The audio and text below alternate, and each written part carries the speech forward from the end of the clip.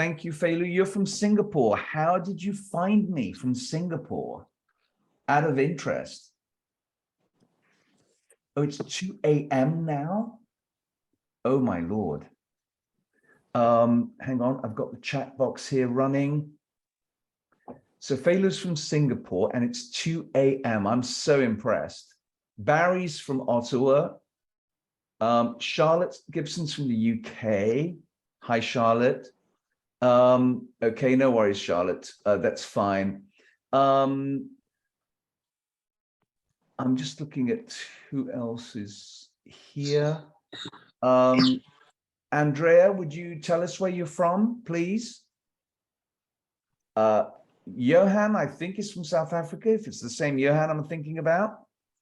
Oh, we've got more people coming in. Hang on. There we go. Hello, Ken. We got one more. Hi, Sophie. Good evening. And we've got some more people here coming in. Ken, could you tell us where you're from, please, in the chat box? Sure.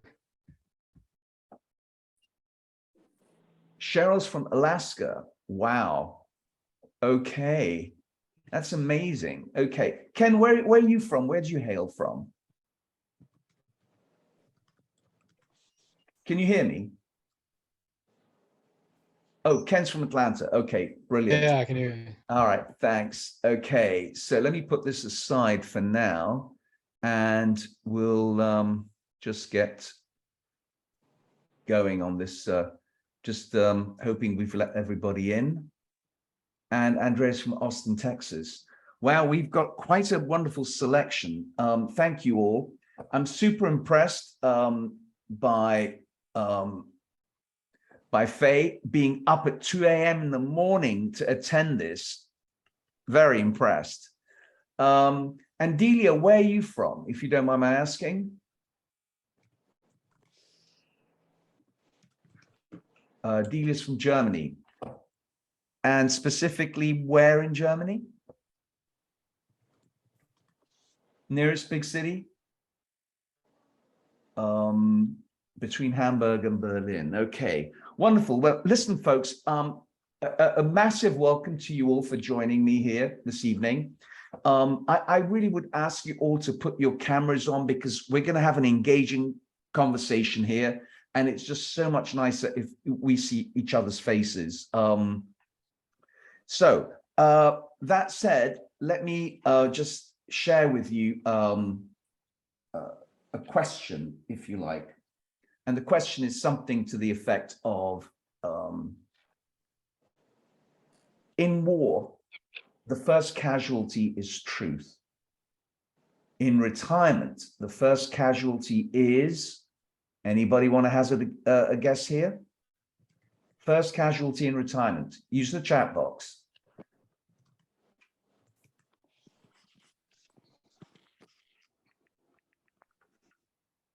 Boredom, confidence, good tries. Routine, loss of identity. Faye, impressed. Okay, Faye's correct. Loss of identity. Oh, we've got a new person coming in. Loss of identity is the first thing that goes south when you retire. And that's something that most people are totally unaware of. And it's actually an emotional issue more than anything else. So what I'm going to be talking about tonight is nothing to do with financial planning. It's everything to do with retirement planning, which is about the emotional journey that you make from adulthood to elderhood, and what a transformative landscape it is to be there. So that's what I'm going to be talking about today. So I just want to share with you a slide deck, which I'm going to quickly go through, and then I'm going to open up for Q&A and more explanation. Gosh, people are coming in all the time. Oh, all right, here we go. I'm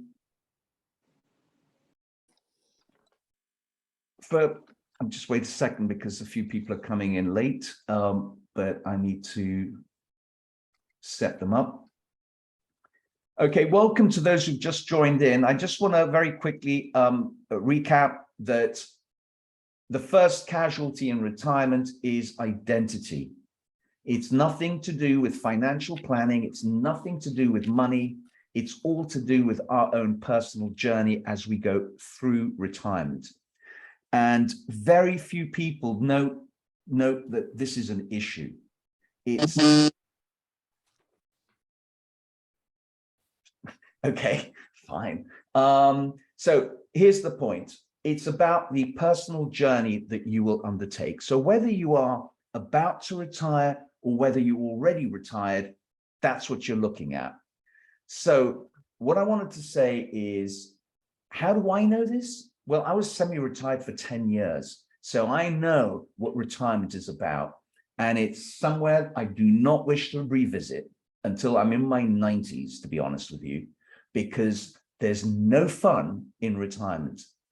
And I would even go to say as far as that all the problems that actually hit us in retirement is because we let go of all the stuff that we need to have, which is mental engagement, social engagement. And what happens in retirement? We pull back, we withdraw. And that's what starts our descent. So that said, let me just share screen very quickly and do the slide presentation for you.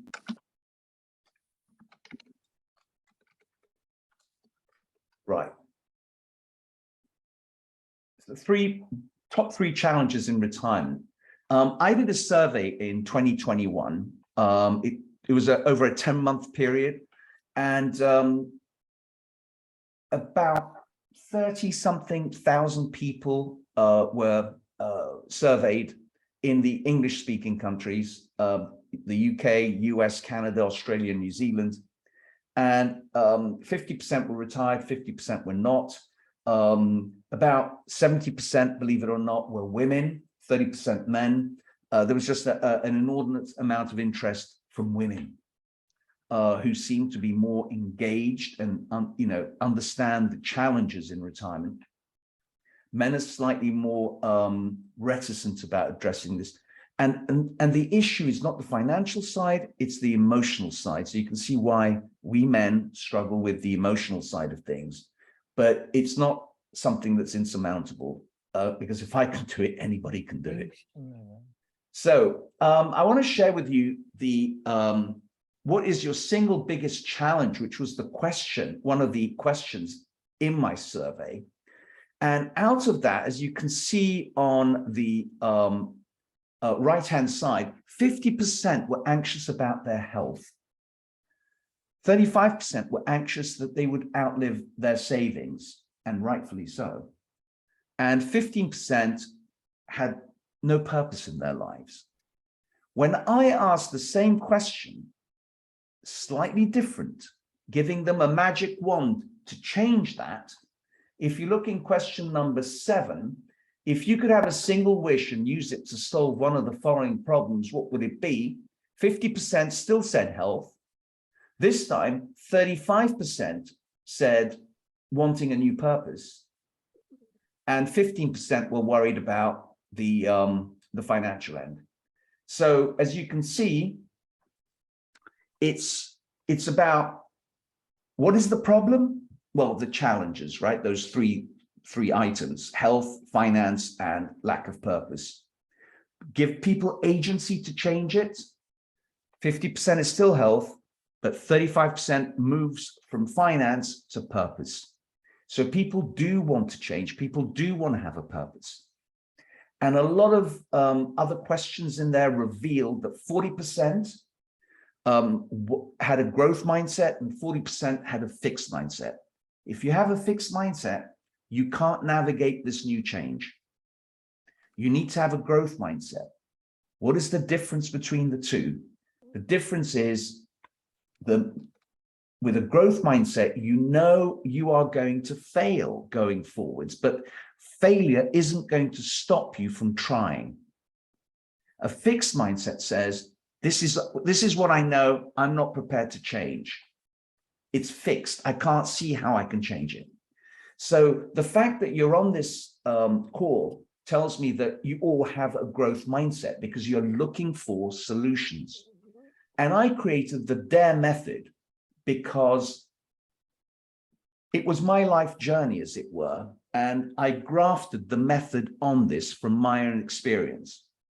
Why is it called the DARE method? It's called DARE because DARE is another word for courage.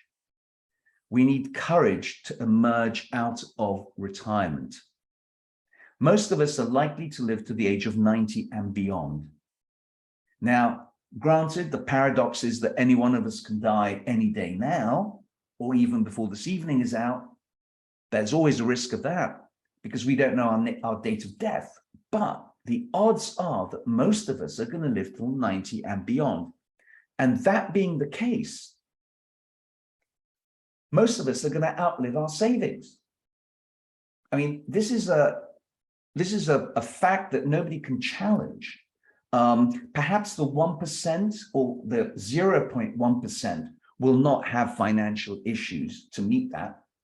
But the fact is that the vast majority, and I calculate it's probably around 96% of the population, will outlive their savings, and at the worst possible time, in your 80s, in our mid-80s, we're going to run out of funds. What are we going to do? Go back to work when our cognitive abilities have depreciated tremendously, our physical power will have been reduced. So my point is that the financial aspect is if you like, the important fulcrum to answer this question, but it's not the only one. Because if we're not mentally and socially engaged with people and love the work that we do, we can't sustain the next 30 years. It's not possible. Now, I'm not saying you should continue working in what you do if you're not happy there. You need to do something you enjoy doing.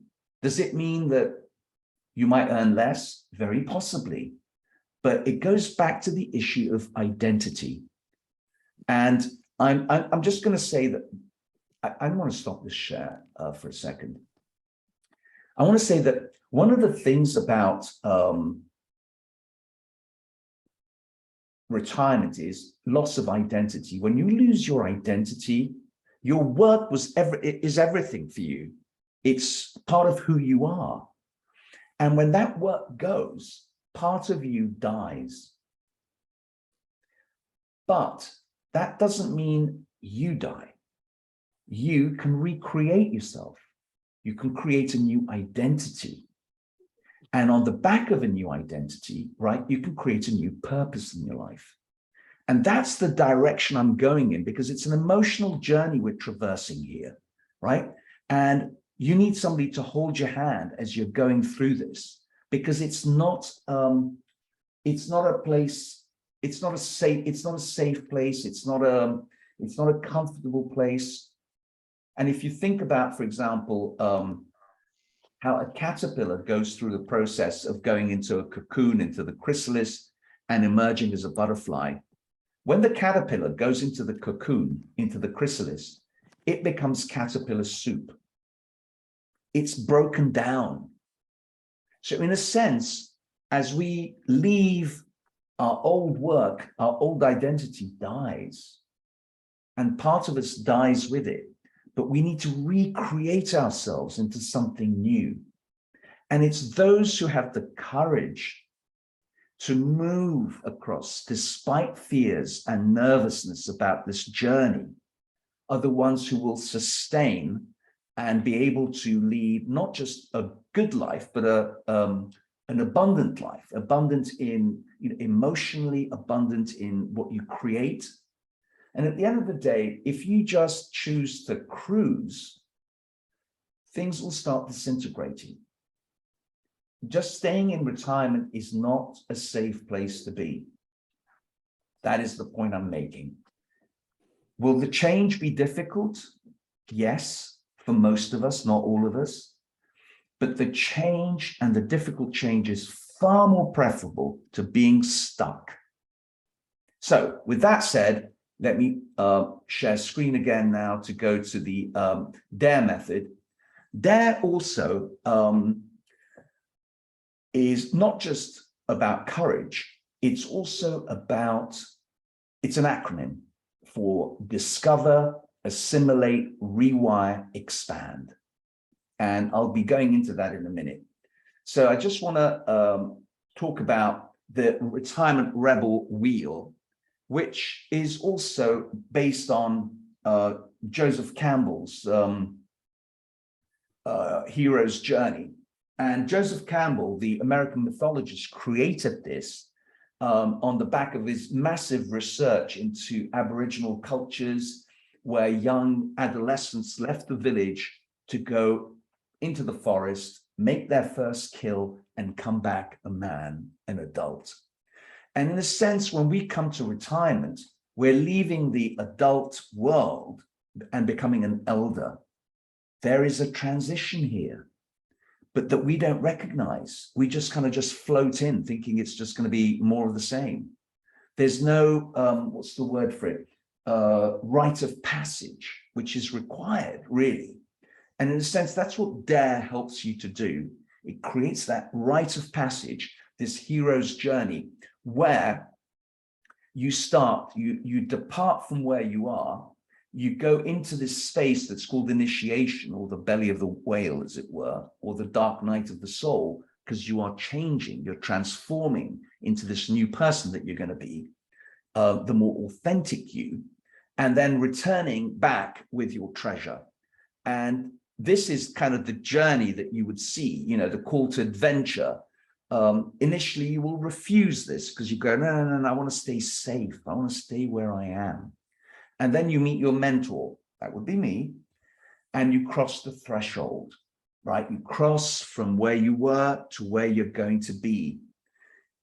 In this instance here, we're talking about test allies and enemies. What does that mean?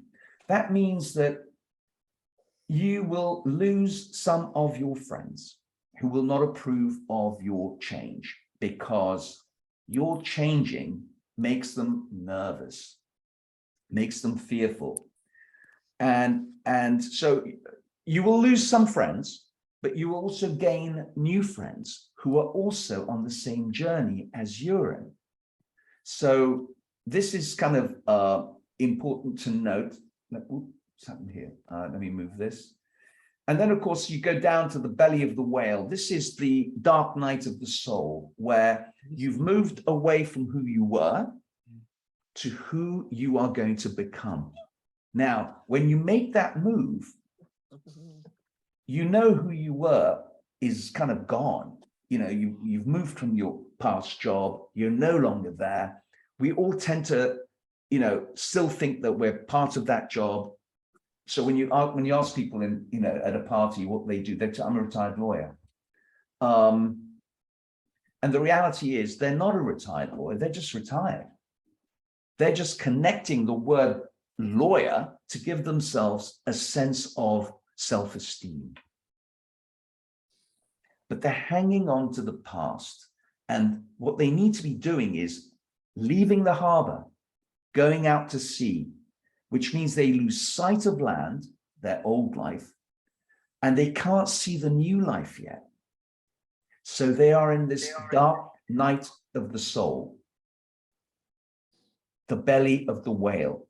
We don't like being in this place. It's uncomfortable for us. But this is exactly where the creative juices happen. This is where you get to meet the real you. Right? You get to meet the real you. Let me just, so what I'm asking you to realize is that this place of fear, the belly of the whale, the dark night of the soul, is where you will discover who you are. And you want to have, what's the word I'm looking for? The courage to stay in there. And the point is that if you come on this journey, and everybody's on their own journey, everybody's got a different journey, but if we come together on my program, it becomes an adventure. And that's what I want to show you. So you go through this, the ordeal, and you come out with your treasure. And Joseph Campbell had a beautiful saying to explain this. He said, "The cave you fear to enter holds the treasure you seek." The cave you fear to enter holds the treasure you seek. This is what I help you to do, to go beyond that veil of fear. And most of these fears, by the way, are not even real. They're just imagined in our heads. They stop us. They're no longer, they used to be useful at one stage in our lives to protect us, but now they are sabotaging us. And that's why we need to transmute them. And then, of course, once you have your treasure, you know exactly what you want to do for the rest of your life, and you embark on that. So you can see money is not the issue here. If you have a new injection of life, a new injection of desire, that will empower you to do things with your life that will also get you money. They'll earn you a living, on top of the fact that you're actually enjoying this, and you probably would do it for no money.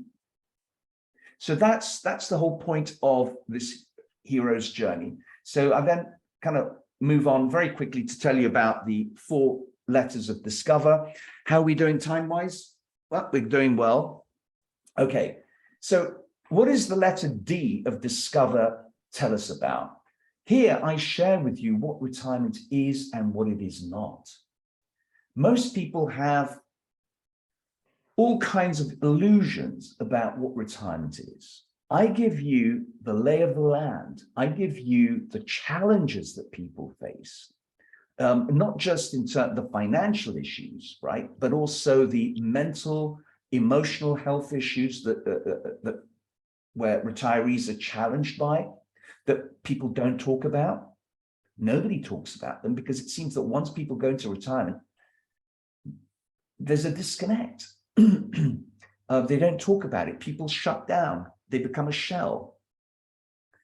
And next, I talk about, well, in this Discover thing, the things we talk about is, you know, outliving savings, facing illnesses after the age of 65. And these are all sort of the Center for Disease Control in Atlanta data, not mine. And also the fact that when you don't have a new identity, and you don't have a new purpose, you're looking at shame, isolation, and loneliness. This all stems from that loss of identity, loss of self-esteem and self-worth, loss of confidence, and then, of course, shame, isolation, and loneliness. It's a ski slope, and it goes down. So the next one, of course, is assimilate. This is the A in DARE. What is assimilate about? It's about assimilating new understanding of how our minds work. We don't get taught in schools about how our mind works. We get taught about the 1% of our mind, which is the conscious mind. 99% of our mind is the subconscious mind. And we walk through life not knowing anything about it. I'm going to show you how your subconscious mind works and how you can actually, once you understand that, you will be able to maneuver much more easily. So let me just move into the second set of questions. Why we are prisoners of our past. Again, it's in the subconscious. These are programs that we've been had. I agree. And it's these programs that lock us in and we can't get out. So folks, just trying to think of, there's a lot of people who've got their microphones on. I just need to make sure that everybody's right. So the second point, of course, is that we are addicted to our emotional responses. What do I mean by that? We think that we're thinking, but we're not. We're responding to our programs. And the reason a lot of programs that we have are very good for us: walking, digesting, sleeping, even, everything that we learn to do when we're growing up, these are programs. Otherwise, we'd have to, every time we wake up, we'd have to redo these things all over again and learn how to do them. So programs are very good, but there are some programs that sabotage us, and those are the ones that we need to change. And so when you identify certain programs, particularly in retirement, which are now sabotaging you, you need to deal with those. Otherwise, they'll stop you. However good your intentions are to change, it's not going to work if your subconscious mind is sabotaging you. So moving quickly, how do we install a new program? Now you're going to think, this is weird. How do you install a new program? We're humans, we're not robots. True enough, but we'll talk about cell biologists, the eminent cell biologist, Bruce Lipton, who talks about how our cells work exactly like a computer chip. It's absolutely remarkable, not just on the information that that's the case, but also how you can reprogram your cells. So the next is rewiring our brains. How do we rewire our beliefs? We do so by impressing on our subconscious mind. And I'll just touch on this for a couple of quick points. What does our subconscious mind sabotage? Why does our subconscious mind sabotage us? Because it works like a thermostat. It protects us. But when the protection is now, working against you, you need to change it. So how do we align our thoughts and our feelings? These are things we go into, because otherwise you're fighting a losing battle against your subconscious mind. You need to align it with your conscious mind in terms of the purpose of what you're trying to achieve in retirement. And lastly, why do I feel aimless? Because you've lost your old identity and you haven't got a new one, and you haven't got a new purpose. This is work that must be done. I can't do the work for you. You need to do the work. I can help you along your walk. That's where I come in. So moving on the fourth, E is the last letter of DARE. Here we expand our minds and our horizons by manifesting our future now.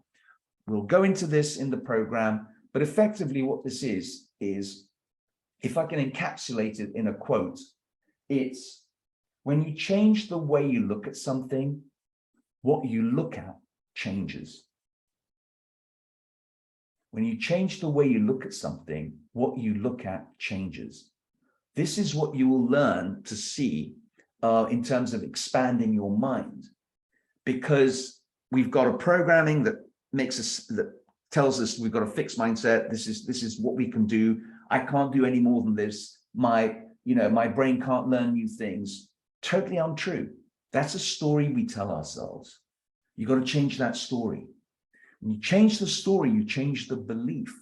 Change the belief, you change your life. This is where we go with in terms of getting you to think about what you love to do, what you'd love to do in your life going forward, and how that's going to sustain you. So here the questions will be things like, for example, why create a new blueprint, which is what we do in my course, 8-week online course, either pre-recorded version or the live online one. What we do is over the 8 weeks, you create a new blueprint for your life. And that ends up being a 1 A4 page. So you've got the blueprint. Can you change it? Of course, nothing's written in stone. But essentially, you will have done all the work to get you to that point. How will it benefit me? Well, you've now got the template, right, for your new life. Just like a blueprint is the architectural drawings for a new home, which you can't build a new home without the blueprint. This is how this blueprint will help you. It'll give you a good direction of where you're going. And then we help you to sear that story to your memory so that you're kind of recording over that inner voice that tells you you can't do this, you're not good enough.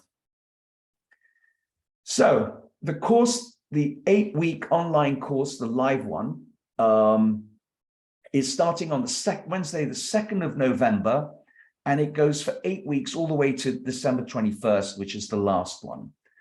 The price is $1,995 or 1,766 sterling. I am giving the attendees of this webinar a 10% discount, which gives you those numbers that you see on the screen below. Whilst I'm on the screen, actually, let me ask, Sophie, are you still on? Sophie, she's not on. I believe there's an email that will go out this evening, or perhaps tomorrow, I'm not sure, that will give you the information on how to access the website and sign up for this course for the 2nd of November. This is the last one for this year. I only do 4 a year. So if you're interested, this would be the time to step on and do it. And the investment, if you look, hang on. Oh, the email will go out over the next day or so. Okay, thanks, Sophie, appreciate it. Right, I'm going to stop share for a minute. And just to let you know, it starts from 1 to 2:30 Eastern time, US, and 6 to 7:30 p.m. UK time. And it's each Wednesday for 8 weeks, starting November the 2nd all the way to December 21st.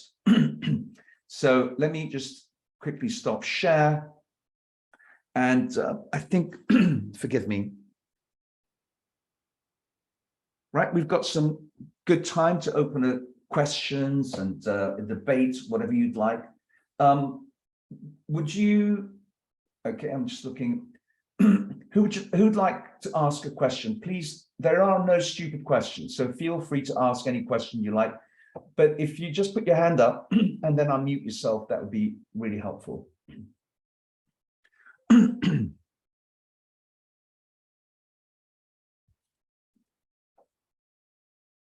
Any questions? Faye, do you have any questions? I'm trying to unmute you. Hang on. Thank you.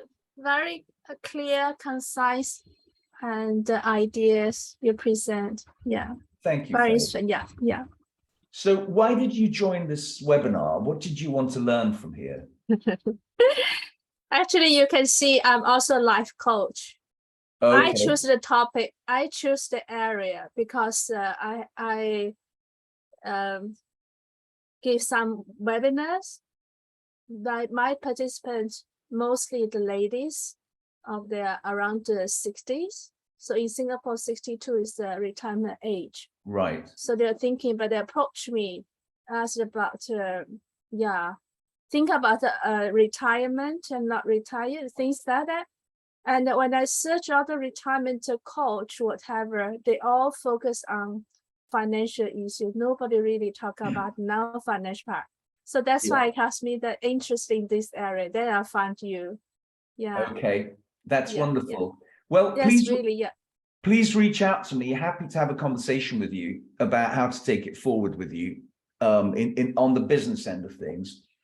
And on any personal questions regarding the presentation or the DARE method or anything like that? Yeah, very clear. So I saw other models, but you give it. I like the way you deliver the message. As I say, very clear, very concise. Yeah, did you also stop provoking? And and I also like the way you present. You offer to the offer. So I like all the way. It's very elegant. It's not pushing kind of thing. It's everything is perfect for me. A lot of things I learned from you. Yeah. So that's why it was right for me to wait up at 2 a.m. Yeah. I'm looking forward to it. Yeah. Thank you very much. Really appreciate that. Okay, we've got Andy and Kim. Where's Andy and Kim? Hang on. Well, I'm right here. So right. Hi. Kim wasn't able to make. Hey, right. George. Hi, Andy. George, yeah. Question. Sure. I know you said the 8-week course pre-recorded. The one that's live, the way my work is, I'll get distracted and I don't want that. So do you have information on the pre-recorded you can send out? Yes. No, it's you'll be able to see it when you get the the email tomorrow or next day. But essentially, it's on my website. If you go to all courses, there's only 2 courses. There's the pre-recorded one and the live one. The Okay. pre-recorded is $195 for the 8 weeks. However, I just want to point out the difference between the 2. They're more or less exactly the same course. The difference is, well, let me say the similarities. I have 8 videos, 8 audios, 8 PDFs, and 8 exercises. And the pre-recorded ones are released once a week to you. The reason is because there's an exercise that I want you to do and to Sure. spend time on that exercise as you go through it until you go to the next week.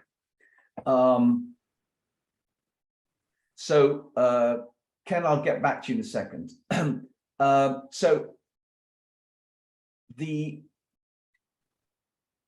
For those who can't afford it, I say, do the 195 because it's better than not having anything at all.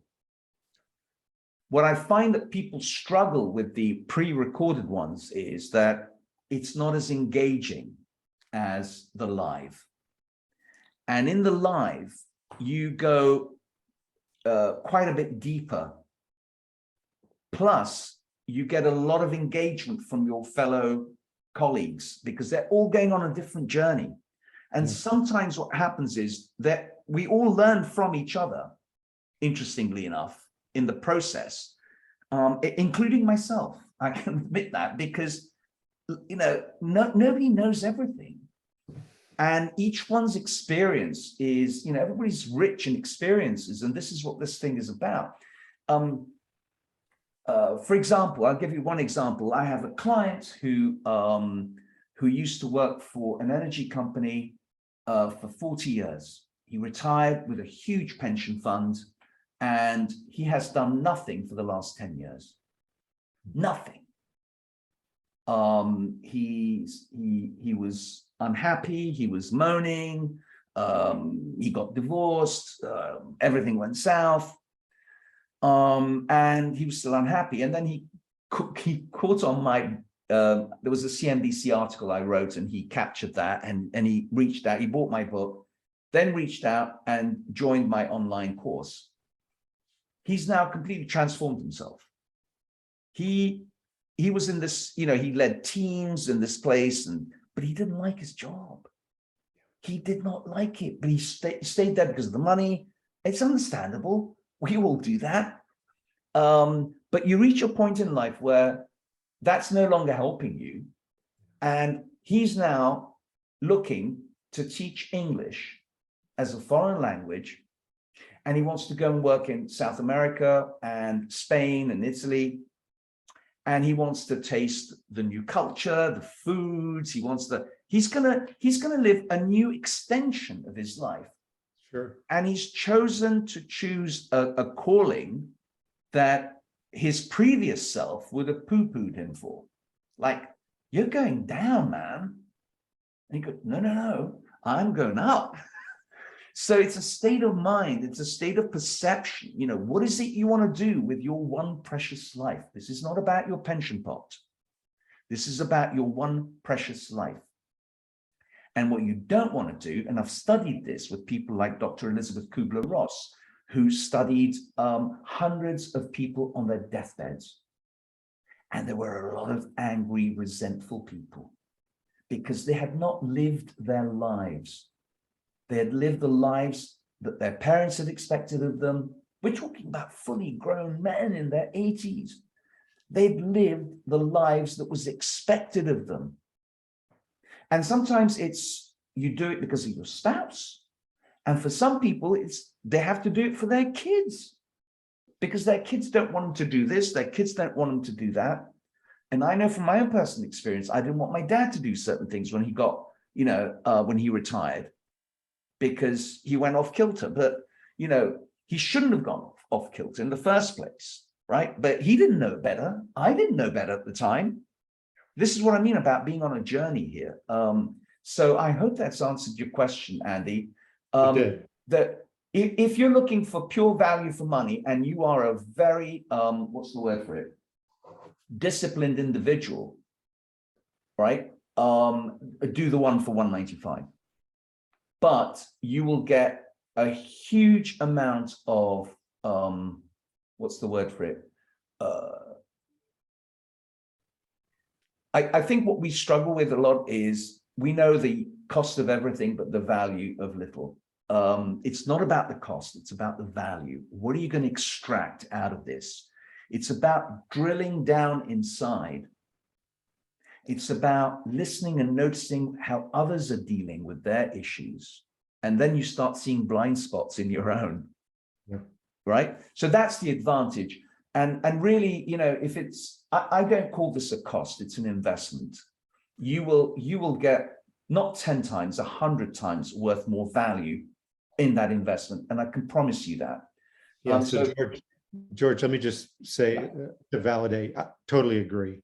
And, you know, as I've been dialoguing with my wife, it's interesting that I've been saying to her is, look, I'm gonna move from my job that I do to something else.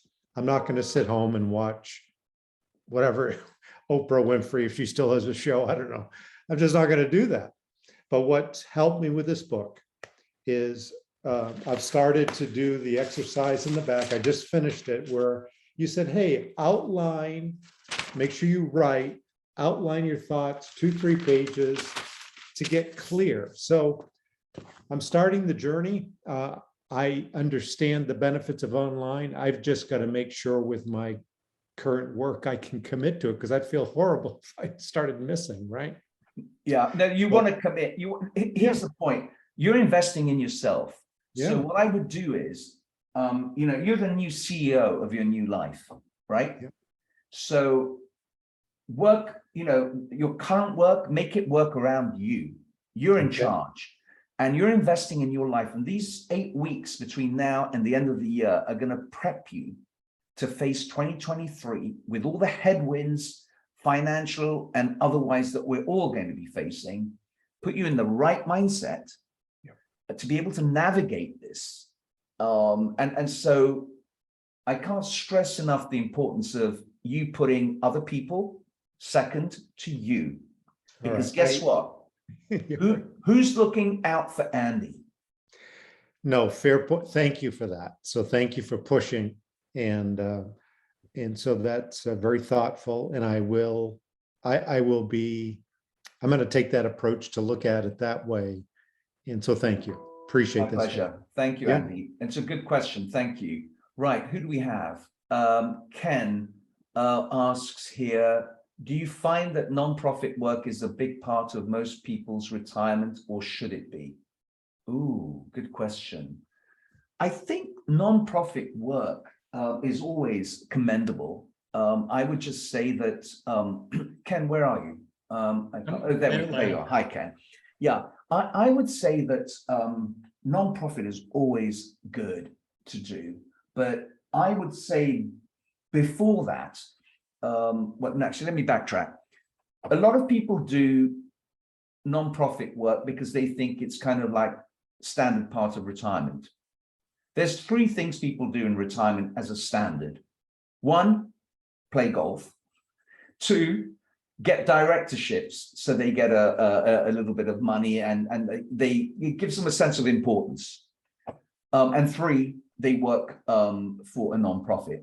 Now, I would say that the first 2 is not my cup of tea, but nonprofit sure is great. But I think before nonprofit, you should focus on yourself. Why?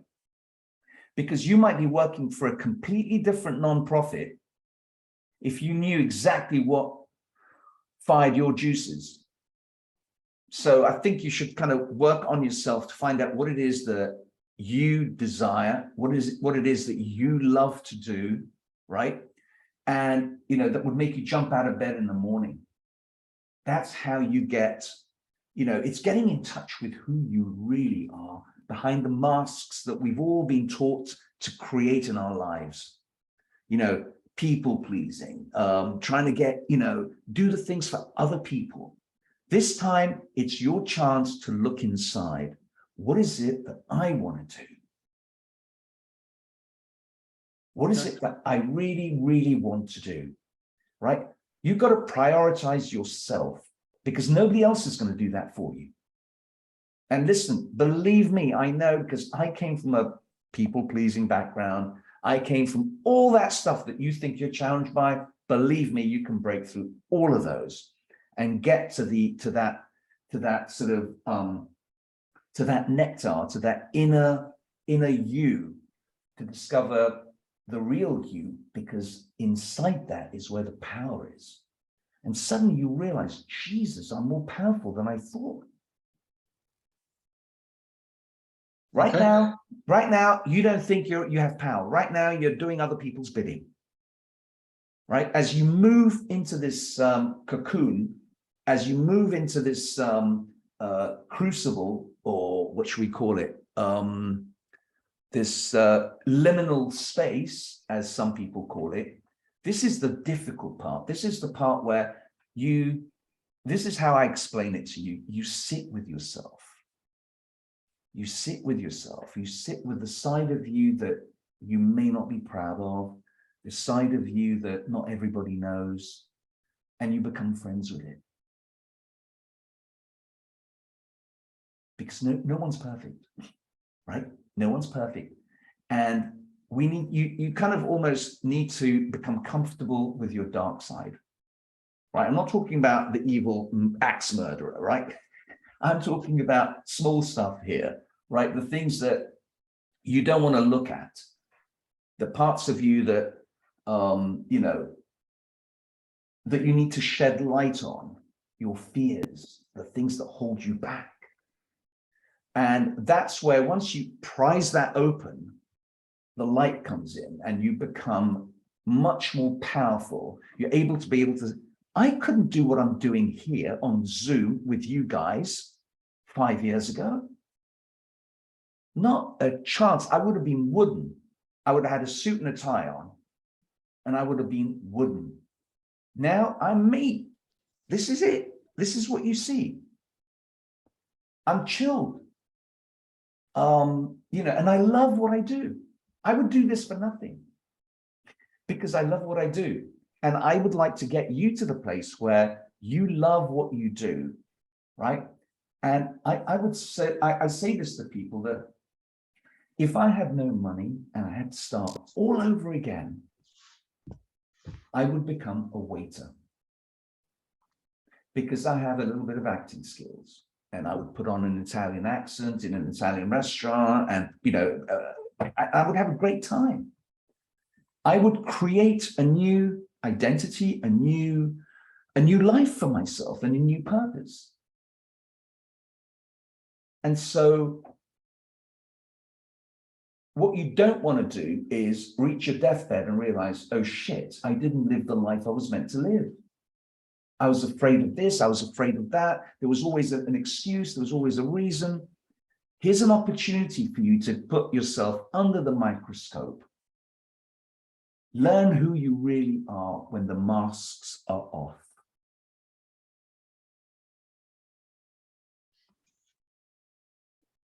Then you have a new life, a new identity, and a new purpose. It doesn't matter what it is, at least you'll find it. Right. I hope that's answered your question, Ken. Yep. Okie doke. Let's have a look. Who else we have? Oh, Barry had to leave. No worries.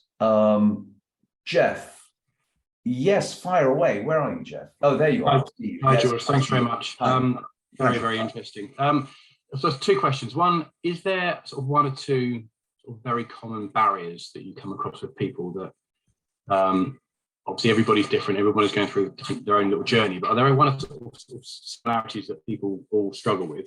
And then secondly, in your own journey, what's your own nectar? You talked about being an actor, being a waiter there, but what is it that gets you really going? What have you found out most about yourself?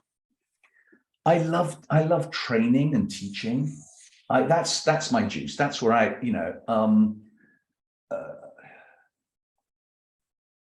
I love communicating. That's my strength. That's where I enjoy. That's what gives me a kick. And I love seeing people transform. When I see people transform from not being who they really are to becoming who they are, it gives me a huge kick. It gives me a huge sense of fulfillment that, you know, I've just given this guy a new lease on life. And it's a magical sense of fulfillment for me. What was that part of who you were before? Not before, but in part of your previous your working you, was that what you were doing to some extent and you just unearthed it? Or? No, I was not, I was nowhere near this space. Okay, I'll tell you where I was. I've been in marketing most of my life. It started off with furniture, moved to real estate in the US. I was a partner there for 30 years. Very boring stuff. Oh. But, you know, it paid the bills. I didn't enjoy it as, you know, I was doing it because I had to. I didn't have the sense of fulfillment and joy that I have now doing what I do. I've been in so many things. But essentially, if I had to put a cover on it, it would be marketing, marketing and sales. I've also, I had a career menopause in the States back in the I think it was 1990. I went and studied journalism because I went to one of these career places and did all sorts of tests. And I was pointed out that communication was my strongest skill. So I was told, you know, a career in journalism or PR. So I studied a master's degree at NYU, at New York University. And on the back of that, I discovered that you can't really earn much money in journalism. So I ended up in financial services. So I was a financial advisor for 5 years, all right? And again, I was helping people. That was the part I enjoyed, but I didn't particularly enjoy the industry. But I understood, and strangely enough, today now, when I talk to financial advisors, you know, I help them with their clients because they're doing financial planning, but these guys are retiring and got no idea what they're doing. So it's interesting that even those 5 years in financial services have come in useful in my new career. So what I say to people doing my courses, remember that everything you've done is not gone to waste. It's a journey, and there's a golden thread that goes through that journey of your career and what you've done. Some things you won't use, but a lot of stuff is all learning. You can bring it into this new space that you're going to go in. And for some people, they just tweak their current career to be doing something different, which engages them more deeply. But for a lot of people, they actually do something very different. They take that leap.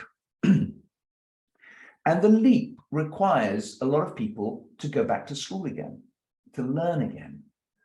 And the good thing about that, of course, is that you recognize that if you're learning, you're growing.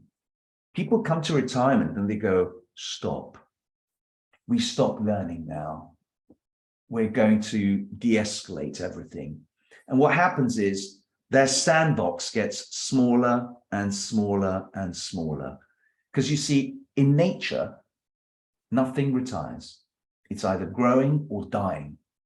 And if you choose retirement, putting your feet up, watching 18 hours of Netflix a day with your slippers on, you've chosen to die. Because your cognitive abilities are going to start to disintegrate. We're not even talking about money here. Your self-esteem will start to go down, confidence. And you get to a certain place and there's no coming back. So that's why it's so important to, you know, I mean, you don't look like you're going to be retiring any day soon now, Jeff. So may I ask how old you are? 48. Okay. Nevertheless, one of the reasons I've chosen to help boomers is because they are fully in retirement. But what I teach is also applicable to you, because it's talking about, it's a reset. It's about you looking at what you're doing now, and is what you're doing now, the work you're doing now, giving you joy? I think the reason I'm here is that I sort of completely agree with your concept, but yeah, the retirement, it doesn't exist, as you said. So this is a transition in life, and I'm trying to transition life into a new phase. So it's not as if I'm looking to retire. It's just, how do I transition into a different phase? I get it. Yeah. Well, the program, apart from the first bit, which probably will only ensure that you never retire, at least not until you're 90, the rest of the material is all about mindset. It's all about, creating a new blueprint for yourself. So you're not far from what we do. First question as well. We'll go back to the two sort of, if there are one or two, the biggest barriers that people have to overcome that you have to try and help them with. If there's any sort of commonality. Gosh, there's more differences between people than there is commonality, because everybody's on their own journey. They all come with different baggages. They all come with different, and that's why the answer doesn't lie with me. The answer lies within you. My job is to get you to bring it out, to elicit it out of you, because you have the answer. And that's why the exercises that we do each week are so important. It's about investing the time in doing those exercises, because those exercises build like Lego. And that's how you end up with that one page at the end of the week 8. It's a build-up. And the first exercise starts with doing an audit on your life. Going back to, your early days, the ups and downs, because there's so much rich material there, right? You've overcome already so many challenges in your life to date that you need to revisit that to see where the hero was in each of these challenges. I did a 30-day silent retreat back in 2016. And in that silence, I learned a lot about myself, the good and the bad. And I also learned about one of the exercises we had to do. I'm sorry, Andy, yeah, you got to leave. All right. Nice meeting you, Andy. Take care. Thank you. And so we had to look at where the crises were in my life and where the opportunities were. And I went back into the homes I'd lived in as a child, all the way up to date. And I looked into what were the good things that happened to me in those homes and what are the things that weren't so good. And what I realized, because you had plenty of time, 30 days of silent retreat, you got a lot of time to look over your notes, look back and forth, and I connected the dots. None of the good things would have happened without the preceding crises. And I realized that we need to be grateful for all the bad stuff that's happened to us, right? Because they open us up to growth. And in a sense, retirement is one such thing. And so if you look at where you are now, why is it you want to transition now? Whatever event triggered that is actually a blessing in disguise. Because it's going to open you up to new opportunities. And without this crisis that you're in, and by the way, I use crisis in the true sense of the word, which is a turning point, right? Not the crisis that we think, oh my God, it's a crisis. No, it's not like that. Crisis is a turning point. It's pushing you to up your game, to grow. And it's scary. It's scary for all of us. We all like to be secure, but too much security isn't good either. You need a little bit of excitement. You need a bit of newness, fresh ideas. And in a sense, this is why this exercise is so good to open you up. And by looking back, it gives you the opportunity to look forward, because you will see that you've overcome many challenges through your life to this date. So this is just one more. That's all it is. And you'll make it. You will be able to traverse that. I hope that's answered the question for you, Jeff. Thank you. Thank you very much. Thank you. Pleasure. Thank you, Jeff. Okay, we have, oh no, that's Andy leaving. Okie dokie. Any other questions? Cheryl, Tony, Delia, Johan? Any further questions? We're all good? Faye, you're good? Wonderful. Well, folks, thank you very much. I've thoroughly enjoyed this. I hope you've enjoyed this, and I hope to see you on the program on the 2nd of November. Until then, take care. Thank you, and have a good evening. Thank you. Bye-bye.